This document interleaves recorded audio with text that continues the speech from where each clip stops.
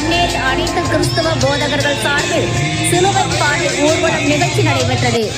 இயேசு கிறிஸ்து சிலுவையில் அறையப்பட்ட தினமான புனித வெள்ளி உலகம் முழுவதும் கடைபிடிக்கப்பட்டு வருகிறது.